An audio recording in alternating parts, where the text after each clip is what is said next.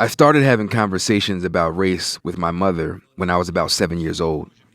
I remember us sitting in stunned silence as we watched news footage of the Philadelphia Police Department dropping firebombs on a black neighborhood, on a house called the Move House, and seeing black children around my age running naked from the flames. Police helicopter drops it. There is the explosion. As you can see, a very dramatic explosion that occurs 30 seconds and really rips into the Move compound. There you see the... We watched the miniseries Roots. You must hear your name first. You are Kunta Kinte. And the film Mississippi Burning. I am sick and tired of going to the funerals of black men who have been murdered by white men. We watched them together. She bought me books of black poetry and black history and black short stories. These were my mother's ways of filling me with pride and insulating me from what she knew would someday come from white America. She'd drop to a knee each morning before school, look me in the eyes, and she'd say, "I am," and I'd say, "somebody." She got the idea from an episode of Sesame Street with the Reverend Jesse Jackson. Okay, here we go. I am somebody. I am somebody. I may be poor. My mom told me that I am somebody, and I believed her. But she'd also tell me about the hate and fear that some people would have for me just because. And how some people wouldn't even see me at all. And I believed her then, too. She was right. Now, the fire this time has me talking to my own 7-year-old daughter about racism, hate, black resilience, and pride. The killing of George Floyd has sparked protest and uprising, jolting us all into a state of race interrogation.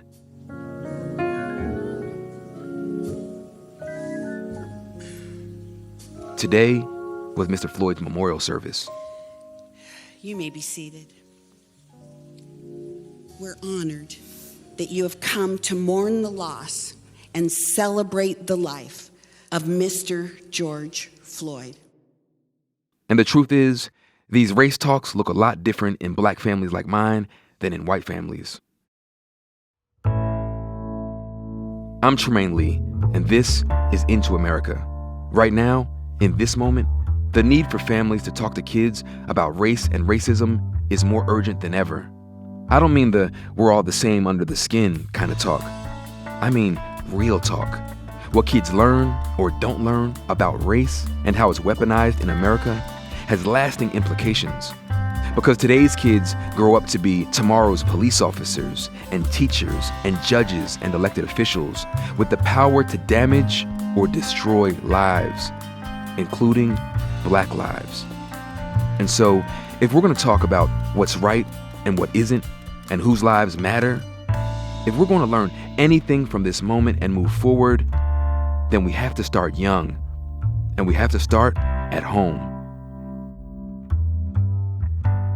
Dr. Beverly Daniel Tatum is an expert on these conversations. She's a psychologist, a former president of historically black Spelman College, and the author of a book about race called Why Are All the Black Kids Sitting Together in the Cafeteria?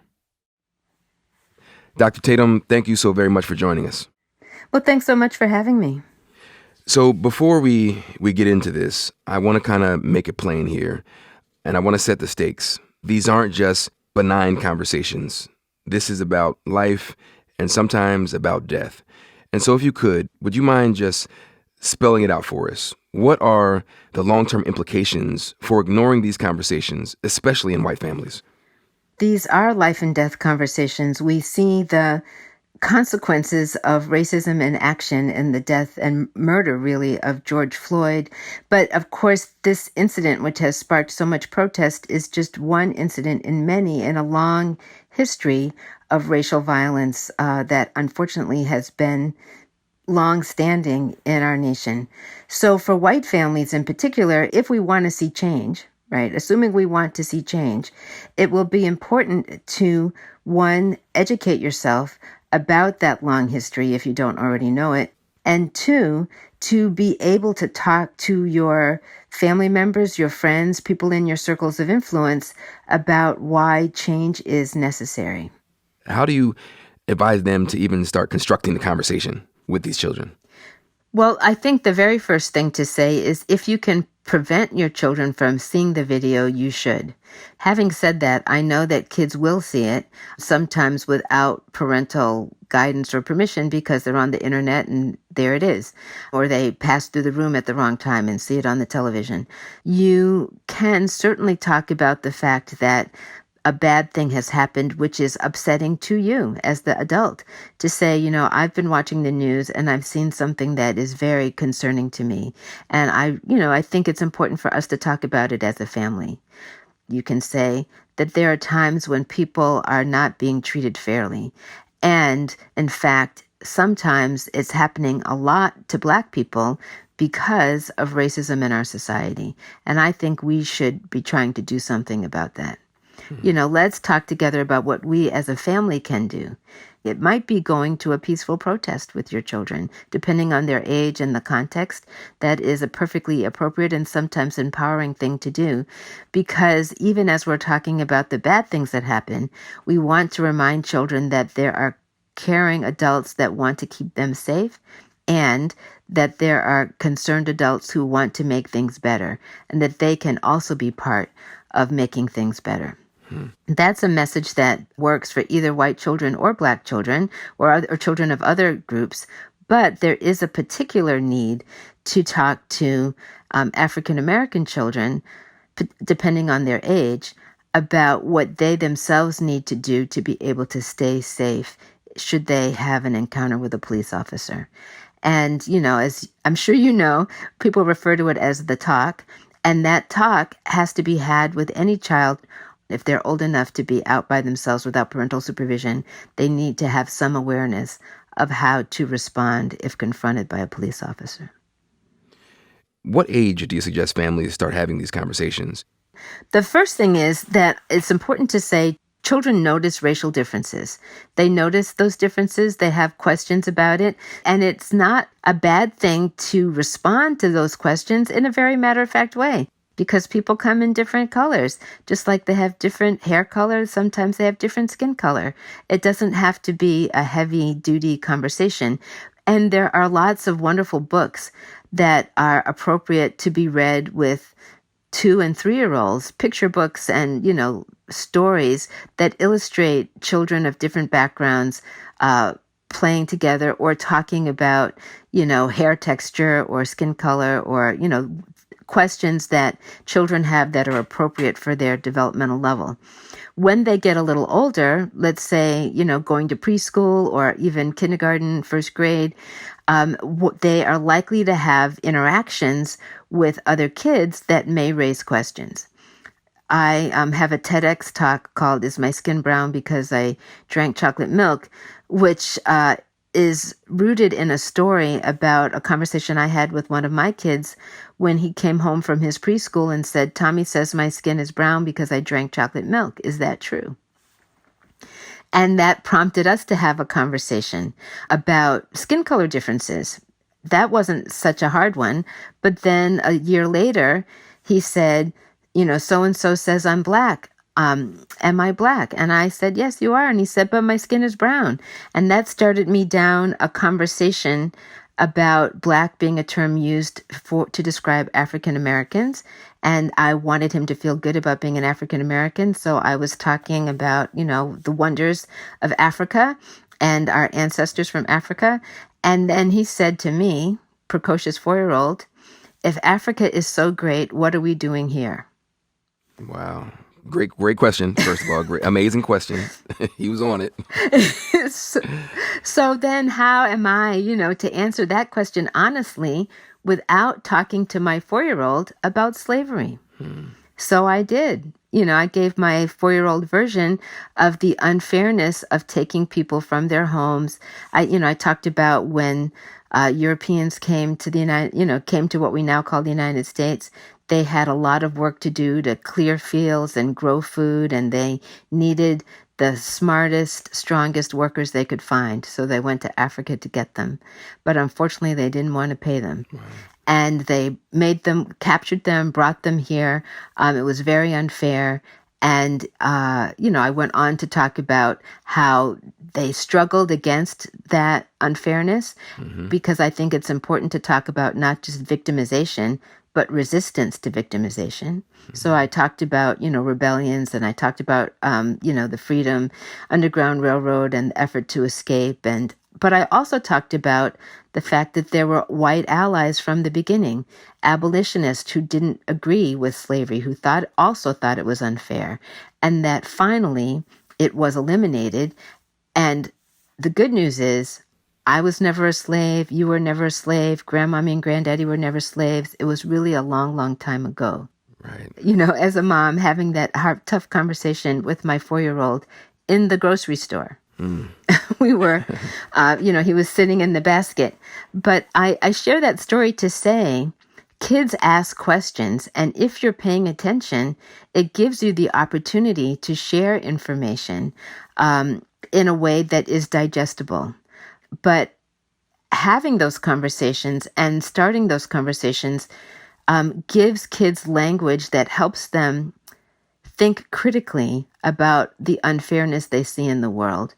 And to the extent that we're able to give them words and tools to interrupt the unfairness, they will be more empowered to interrupt the cycle of racism, whether they are the targets of it or whether they are the beneficiaries of it.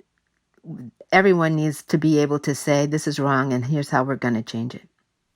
How do you jump from the characteristics of people are different, the hair, the skin, to what it might mean socially, to the messaging that your skin might send to other people, the messaging that your hair or your nose or your lips might send to other people?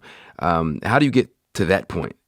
Do you allow that to come, the child to ask the questions, or do you say at some point, some people feel this? How do you do that? Well, unfortunately, the news cycle gives us a lot of opportunity, right? So so let's say you're sitting with a grade school child, a 6-year-old or 7-year-old who is aware of the news, or maybe hears people talking about it. One of their questions might be, a white child might say, why did they do that to that man? And then there's an opportunity to talk about the history of racism in child-appropriate ways. But a black child will ask, why did they do that? Why is this happening? And why are people protesting? And the parent can say, because unfortunately, there has been a history in this country of treating people of color, particularly black people, African Americans, in ways that are unfair and are sometimes violent. And people are protesting because they don't want that to happen anymore. So, in that message you're hearing, a bad thing happened, but people are trying to make it better. A child might say, could something like that happen to me? Is a policeman going to shoot me? Would someone want to harm me? And that, of course, is a heart-wrenching question for a parent to answer, because you can't for sure say no. But if the child is young enough to still be in your company most of the time, what you can say with confidence, even though there's exceptions, right? But what you can say with confidence is, no, honey, I am here to protect you. And you also want to say that most police officers are not trying to harm anyone. They're trying to help people. I think that's an important message.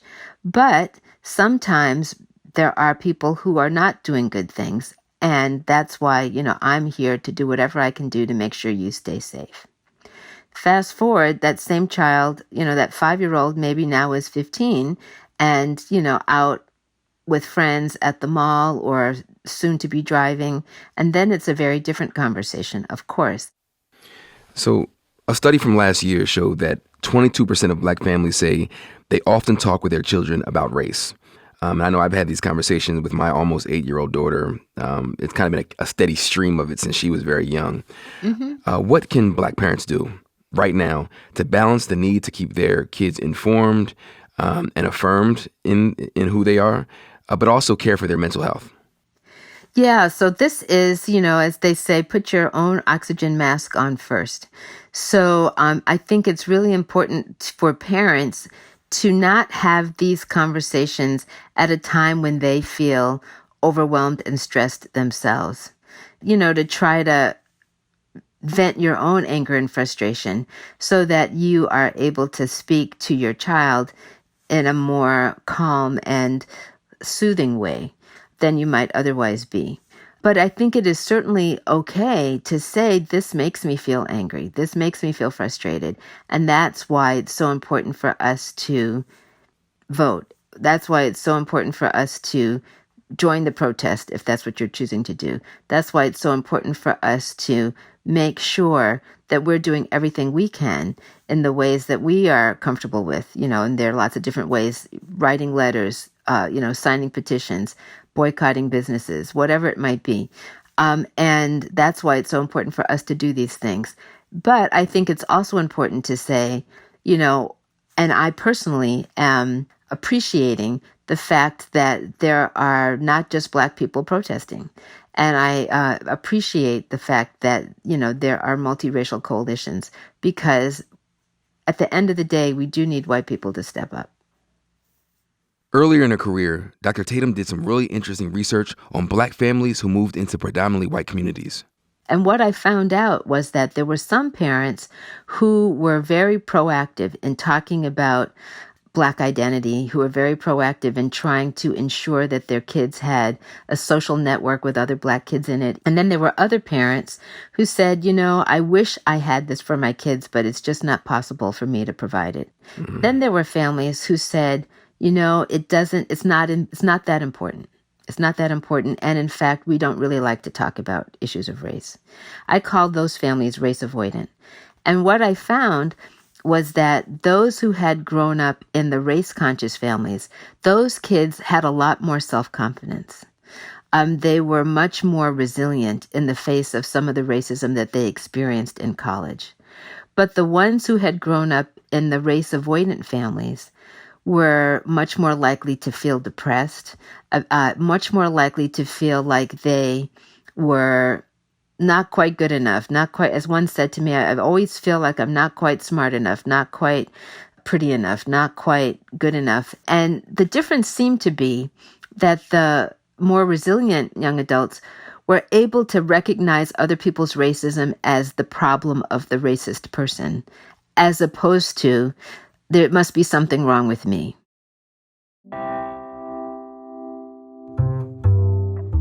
We'll be right back.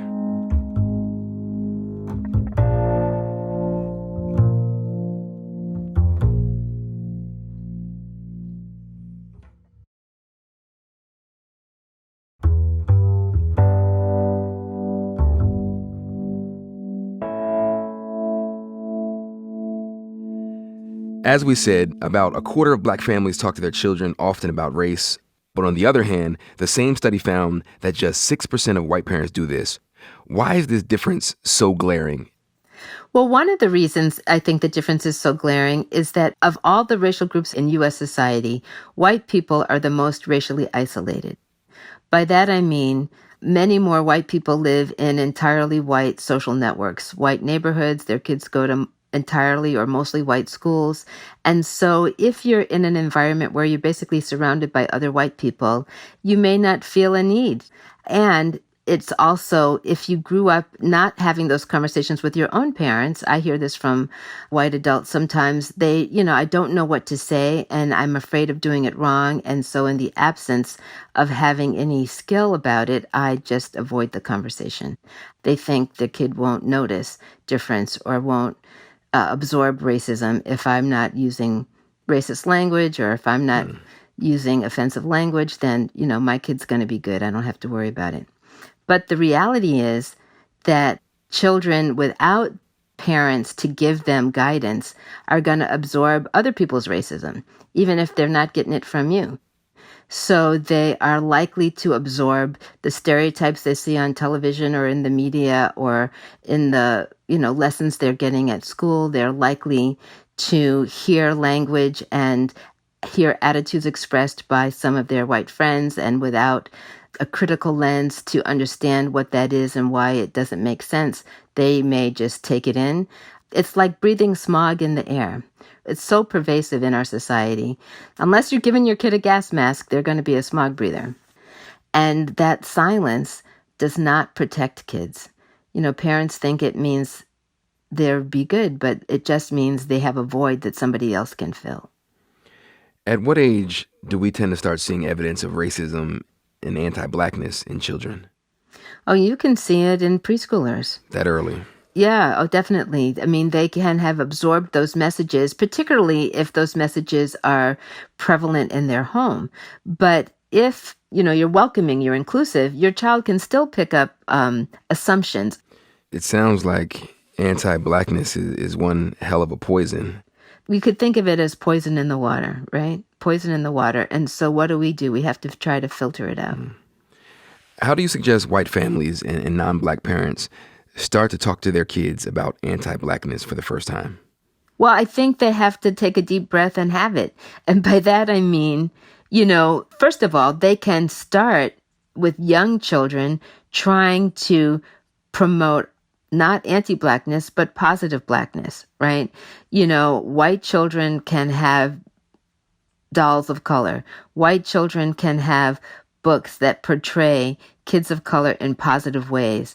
And you can promote a sense of inclusion and embracing diversity as just part of the natural narrative. You can look at who's in your circle of friends. Who does my kid get to play with? So, actions speak louder than words. You can say, we love everyone, but if you only have white friends, that leaves a question mark there, right? But now, still, something bad might happen. And then you can talk about understanding what racism is. Do you know what racism is, honey? Racism is when people are treated unfairly just because of the color of their skin. There's a long history of Black people in particular being treated unfairly that goes all the way back to when they were enslaved. We can have the 4-year-old or the 5-year-old or the 6-year-old conversation about slavery. And ever since then, there has been unfair treatment. It is really a problem, and that's why we are working so hard to make sure that it doesn't continue. But I think it's important for you to know about it. So if you are with your friend, Imani, and somebody says a mean thing, you will know why that's happening.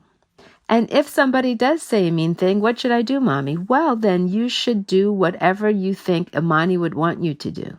She might want you to speak up for her. She might want you to say, that's hurtful. You shouldn't say things like that. I don't want to hear those things. So, learning to be an ally, how to stand in solidarity. These are lessons that kids can have. So on the one hand, we want to always acknowledge that racism is there, but we also want to give tools for resisting victimization, but also resisting being a silent or an active perpetrator. Is there a right way to talk about race? Because there are a lot of parents out there, especially now, want to have these conversations, but they're really caught up and concerned about fumbling and failing at this conversation. Sure. Is there a quote unquote right way? I don't know that there's a perfect way. And so if we wait for perfection, we will never start. But at the end of the day, I think starting the conversation and doing your best is better than being silent. And if you make a mistake or say something that you then regret, you can always come back and say, I was thinking about that conversation we had the other day, and I said X. But the more I thought about it, I was thinking, really, I was wrong. Maybe it's really Y. And so, it's not like you don't get do-overs. As Dr. King said, our choice is chaos or community. If we don't choose community, we are subjecting our children to a life of chaos, and nobody wants that.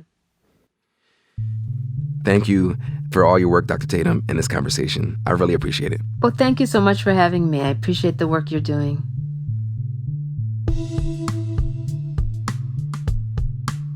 That was psychologist and author Beverly Daniel Tatum.